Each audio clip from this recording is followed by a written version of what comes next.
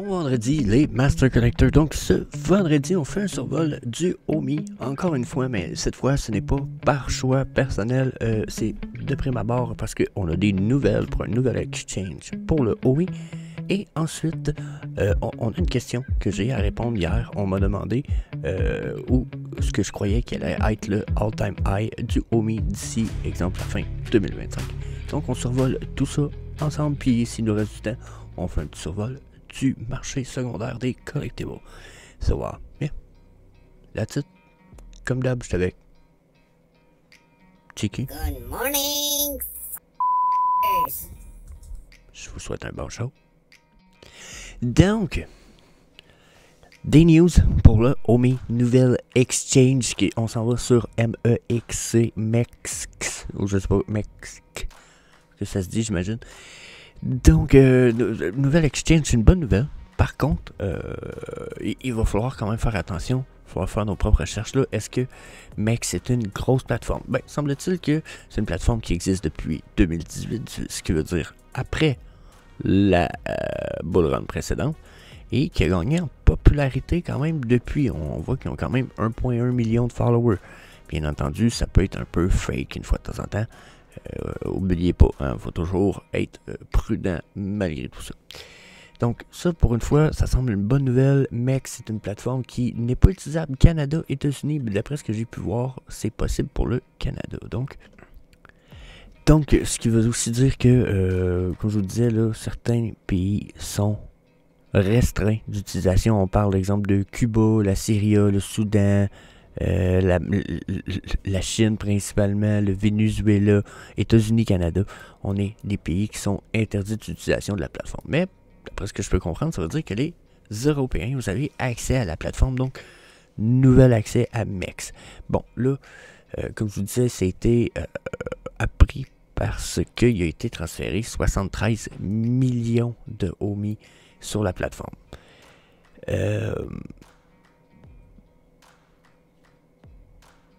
Personnellement, je commence à être un peu perplexe.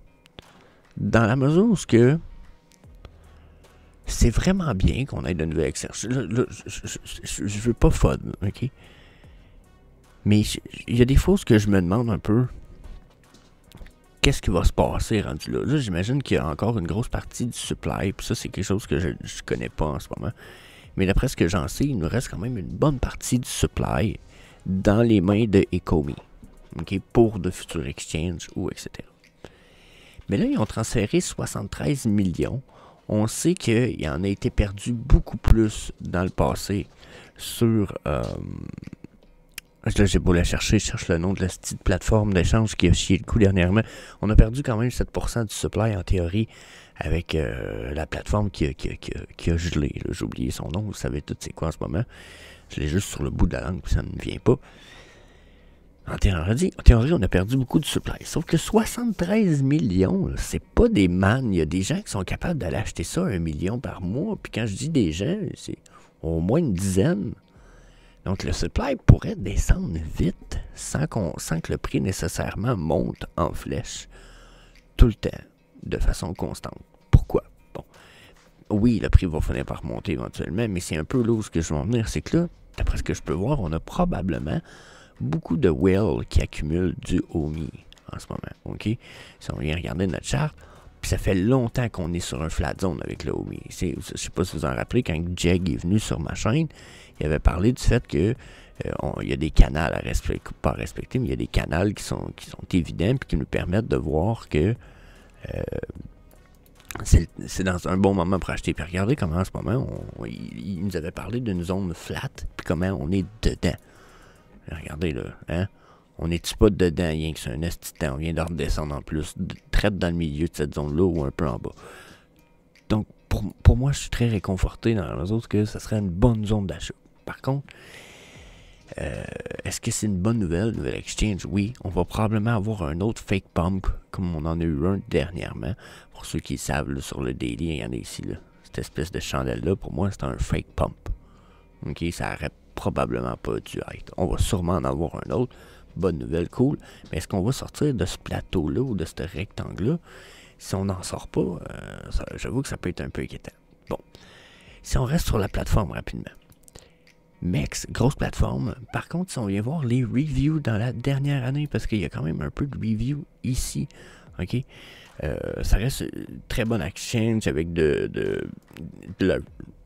avec du leverage, si vous voulez, pour vos tradings jusqu'à 200, avec des récompenses journalières, tu sais, pas mal tout ce qu'on attend d'une exchange de nos jours. Ok, regardez le user score, 9.2 étoiles sur 10. Oui, excusez. Donc, 9.2 étoiles sur 10, ça reste quand même très bon jusqu'à un certain point. Sauf que, mec, ça, c'est ses avantages et ses inconvénients. Donc, ils disent c'est une grosse sélection de beaucoup de cryptocurrency. C'est une plateforme qui est connue pour ses frais compétitifs et sa structure vraiment profitable pour ce qui est des utilisateurs. Il parle du Launchpad qui est vraiment un bon point pour aider les gens dans leur échange. Puis pour les nouvelles exchanges, pour les nouveaux cryptocurrency projects, pour les nouveaux projets crypto.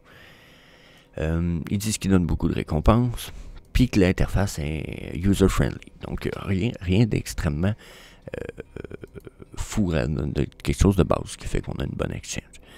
Par contre, il dit qu'il y a un peu de recul de la part des utilisateurs question support utilisateur. Donc, customer support, là, quand vous avez des problèmes, ils disent que ça peut être moins efficace que d'autres exchanges. Ils disent que pour la sécurité, il y a aussi eu beaucoup de problèmes avec les sécurités, les brèches de sécurité dans le passé avec MEX. Donc, ils disent que là, depuis, l'échange a pris beaucoup plus de mesures pour sécuriser les cryptos, pour éviter les brèches futures, mais il y a quand même eu des brèches. Donc, ensuite, ben là, il y en a qui se plaignent du fait que c'est limité à certains pays. Bien entendu, c'est un peu le côté négatif pour le Canada, pour les États-Unis, mais ça peut quand même permettre, d'après ce que j'ai pu comprendre, pour les Européens d'avoir une plateforme quand même assez fiable. Donc, ça là-dessus, j'avoue que ça peut être intéressant. Je sais que certaines personnes sont obligées, on m'a même demandé d'envoyer des OMI à certaines personnes parce que dans leur pays, il n'y avait aucune exchange accessible pour le OMI. Donc, je comprends un peu la raison de tout ça, le pourquoi du comment. Donc, ceci étant dit, pour MEX, ça fait le tour. Je pense que ça fait le tour, non, en fait. J'ai envie de vous dire, faites très attention. Nouvelle plateforme, cool. C'est nice pour pouvoir acheter ces OMI, mais laissez pas vos OMI là transférer sur une autre plateforme. Je dis une autre plateforme, non. Transférer sur un cold wallet, un hot wallet, ou peu importe, mais transférer sur un wallet. Si vous voulez des wallets, j'en ai même deux en description dans du vidéo. Ce que vous pouvez aller voir, c'est les AliPal et les SafePal. Ce sont deux de mes préférés wallets qu'il n'y a pas. Je sais que la plupart d'entre vous sont fans de Ledger. Moi, je déteste la clé USB affreuse avec les boutons cheap de Ledger. Je sais, ils en ont un nouveau avec un écran, etc. Mais j'ai pas pris la peine de l'évaluer. Donc, je vous conseille AliPal, mon préféré, SafePal, super simple, super économique. Puis, j'ai des liens dans la description qui, bien entendu, vont m'aider et me donner certains avantages si vous les utilisez. Ceci étant dit, j'ai-tu dit que c'est important de ne pas laisser vos cryptos sur les exchanges? On transfère ça? Oui, ok, great. C'est dit, c'est fait. On s'en va faire un petit tour sur la charte du OMI. Donc là, bon moment pour acheter. Par contre, le OMI s'en va où pour les années 2024-25? Bon, là, si je regarde la charte juste globalement, avec un Fibonacci Retracement en 3 points, okay, qui est les points que vous voyez ici. Là. OK? Ça, c'est un outil qui sert généralement puis qui a une fiabilité accrue dans toutes les chartes, que ce soit crypto ou autre chose, depuis très longtemps. OK? Puis, dans le monde de la crypto, on a remarqué souvent que quand une crypto va en price discovery, après avoir dépassé son ancien all-time high, ce qui voudrait dire que si elle dépasse le 1 cent 2, le 0.01, OK? Si elle dépasse ça, elle va tomber en price discovery. Si on tombe en price discovery, généralement, les chartes démontrent qu'on va vers les Niveau 3.618 sur un Fibonacci Range, c'est très commun. Bon, est-ce que c'est tout le temps le cas? Non. Est-ce que c'est très commun dans genre 90% du temps? Non. On est dans du 65-70% du temps, ce qui est quand même très bon. Surtout si le projet a une bonne fiabilité, bonne utilité, etc. Là. On parle d'un bon projet. Bon. Ça nous ramènerait où? Grosse folie. Ça nous ramènerait à 2 cents du OMI. Après, bon, là, je vous arrête tout de suite. Est-ce que je pense que c'est possible qu'on se rentre là? Ça va être dur. Je pense que ça peut être dur. Je vais revenir à quelque chose que j'ai pas dit finalement. Ça pourrait être facile si jamais le OMI ne monte pas de prix trop rapidement et que ceux qui en achètent beaucoup prennent la peine de dumper le OMI à toutes les fois qu'ils pumpent pour en racheter tout le temps plus bas, beaucoup plus. Éventuellement, le supply du OMI va être réduit tellement que oui, le prix va monter, mais ça pourrait prendre du temps. Bon. Est-ce que ça, c'est possible que ça soit en train d'être fait? J'ai l'impression. J'ai l'impression que c'est un peu ce qui est fait ici depuis un bon moment. Au moins depuis ce plateau-là. Donc, pour le OMI, je pense que le prix pourrait être long avant qu'il monte. Après, il y a quelque chose qu'il faut comprendre. Pour avoir un prix de 0.02 en ce moment, ça prend un market cap. Là, les market cap, on va aller voir un petit peu rapidement. Qu'est-ce qu'on pourrait... Je vais juste effacer. Je vais juste l'actualiser pour qu'il n'y ait rien. Bon, il ne peut pas me l'enlever. Anyway. Donc ça, c'est notre OMI, OK? À gauche. Si je prends le OMI puis que je le mets un market cap, on va aller voir les market cap qu'il y a sur CoinMarketCap. Si je regarde les plus hautes, Avalanche est numéro 10 avec un market cap de 20 milliards de dollars. Nous, en ce moment, là, avec le OMI, là, notre market cap, c'est de 211 millions. Donc là, lui, c'est du x100, OK? x100 si je compare AVAX, ou même encore plus si je comparais d'autres coins avec OMI. Donc là, est-ce que je pense que c'est possible qu'on aille chercher un market cap aussi élevé avec le OMI d'ici 2 ans, qui est pour 20 milliards d'investis dans le OMI? C'est beaucoup d'argent, là. C'est beaucoup, beaucoup, beaucoup d'argent. Puis à moins qu'on ait beaucoup, beaucoup de burn de OMI et qu'on ait beaucoup de problématiques avec des exchanges, un peu comme celle qu'on a eue, parce qu'on a, en théorie, il y a comme 7% des OMI en circulation qui sont gelés temporairement pendant probablement 1 an ou 2. Je pense que ça va être dur d'avoir autant. Bon, après, est-ce que c'est possible qu'on aille peut-être 2 milliards de plus, 3 milliards de plus, peut-être? Tu sais, regardez, on est à 211 milliards. C'est possible qu'on aille voir le numéro, qu'on aille rejoindre Immutable X? Hein? Tiens, regardez, Immutable X qui est ici, 4 milliards. OK? Si je viens ici, IMX, Immutable X, ça serait un bond de x20 en ce moment de prendre le market cap de Immutable X et ça me ramènerait à 1 cent et demi du OMI. Donc là, si je viens ici, 1 cent et demi, c'est à peu près le all-time high qu'on avait. Je sais pas si vous comprenez que, bon, c'est un all-time, c'est ici, ça me permet de me faire une petite ligne, tu mets ça, 1 point, tunk. Donc les lignes pointillées que là, ça serait le prix qu'on attend, qui serait possible d'atteindre, puis je pense qu'il ferait du sens avec le OMI. Donc là, 1 cent 5, c'est quand même pas des mannes, là. Ça prend quand même beaucoup d'argent pour... beaucoup de OMI pour être millionnaire avec ça. Si je prends 1 cent 5, si j'ai 1 million de OMI fois 1 cent 5, 1 cent et demi, ça me donne 15 000 $. Ça, c'est pour 1 million de OMI. Si vous avez 500 000 ohms fois 1 cent et demi, on parle de 7500 $. Bon, vous allez me dire, ok, mais 500 000 ohms, ça coûte combien en ce moment? Environ 500 $. C'est 385 $ américains. Donc, 300-400 $, vous avez 500 000 ohms. Donc, oui, si on parle profit puis qu'on se rend là, waouh, ça peut être quand même un profit incroyable. Hein, de 400 à 7500, c'est nice.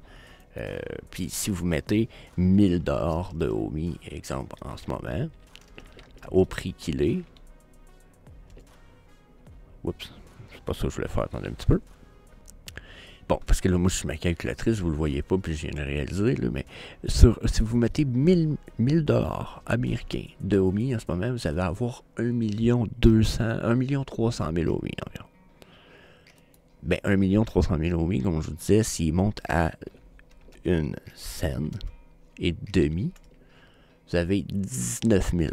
Donc, c'est quand même pas là quelle est la richesse, et il faut quand même un asti de beau jump, là. Puis là, ben, c'est 20 fois, là, c'est 20x, soit là. Ça, c'est pour le market cap de IMX maintenant. OK? S'il faudrait qu'on aille sur son all-time high de IMX, on serait fois 23, on aurait une scène 8. Qu'est-ce que je veux dire? Une scène et 80% de la deuxième autre scène de compléter. C'est quand même pas fou. Donc là, ma prédiction est quand même alentour de tout ça. Je vous dirais entre 0,1 et 0,2 cents du ohms, à moins qu'on ait des vraiment crises de bonnes news. Des crises de bonnes news de folle. Là j'étirerais peut-être la sauce pour aller voir un market cap. Pour comparer qu'un market cap d'une crypto, peut-être plus comme un...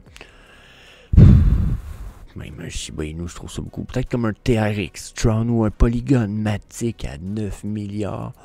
Là peut-être. Regardez, on pourrait faire ça. On pourrait faire Matic. On va voir, comparé avec Polygon. Ça serait fois 43 le prix et le market cap actuel du OMI. Ce qui nous ramènerait à 0,3 cents. Donc là, à 0,3 cents, il faut avouer, si ça arrive, ça va être fou raide. Il y a déjà... c'est ça. Je sais même pas quoi dire à quel point ça va être fou, ça arrive là. Mais même à 3 cents, avec seulement 500 000 ohms, vous avez 16 000 $. Donc, ouais. Ouais, ça peut être cool. Ça peut être vraiment cool. Puis on parlera pas du super all-time high de Matic qui nous fait faire un x100, qui nous ramènerait à 7 cents du ohms. Mais encore une fois, sur la charte, ça paraît pas si loin. T'sais, regardez, oh yeah, 2, 3, 6 cents, regardez, yeah, juste de monter de là, c'est pas si pire. Non. Ce qui est important, c'est le market cap. Puis le market cap, c'est le total d'argent qui est investi dans le projet ici. Si je prends cette colonne, là ici, vous voyez que de haut en bas, ça descend ou ça monte, les prix changent de haut en bas, ben c'est important. Là, en ce moment, OMI, c'est des milliards. Nous, on a à peine 200 millions dans notre charte. Ce qui veut dire, on n'a même pas comme un 10% d'un des market cap qu'il y a là. Donc, c'est ça. Non, on n'a même pas 20%. Peut-être, on a peut-être 10% en fait, mais pas 20%. Donc, c'est un peu... C'est pas pour être négatif avec l'OMI. Sauf que si vous voulez être millionnaire avec l'OMI d'ici 2025, il faut que vous vous mettiez environ entre 2 puis 10 millionnaires, Chris, non, là, mais si vous voulez faire beaucoup d'argent, mettons, là, au-dessus des 10 000, au-dessus des 20 000 $, il faut que vous mettiez au moins 2 000 $ en OMI en ce moment, puis il faut qu'il monte à au moins 1 cent et demi. T'sais? Donc là, faites vos... Notre financial advice, vous le savez, faites vos calculs, faites vos recherches, mais pour moi, le maximum ressemble beaucoup à 1 cent 5 cette année 2000. Logiquement, là, si on continue comme ça, avec un peu de bonnes nouvelles et un peu du Viviverse, que le Viviverse, c'est pas un truc trop merdique ou trop fou, ou, je sais pas si vous comprenez. Si on n'a pas des news explosives, une scène 5. Si on a des news explosives, peut-être plus haut, mais on dirait que les news explosives, je les attends comme plus. Donc, je vais le voir quand je vais le croire. C'est pas négatif, au contraire, I'm super bullish. Je suis juste patient. J'aime mieux pas tuer la peau de l'ours avant de l'avoir chassé. Et malgré que j'aime spéculer, vous le savez, je suis all-in spéculation, mais je suis d'avis qu'il faut être prudent en ce moment. Ça pourrait être un très mauvais investissement à comparer de beaucoup d'autres investissements, justement comme Illuvium, que je vous invite à aller évaluer. Même leurs Pokémon qui vont sortir éventuellement vont valoir la peine d'être collectionnés, même si vous ne jouez pas au jeu. Donc, yeah, that's it. That's all. Je vous laisse là-dessus. Je vous dis peace. Puis, yeah, on se revoit en fin de semaine. Non, on se revoit pas en fin de semaine. On se revoit bientôt. Peace. Hey, see you later, alligator.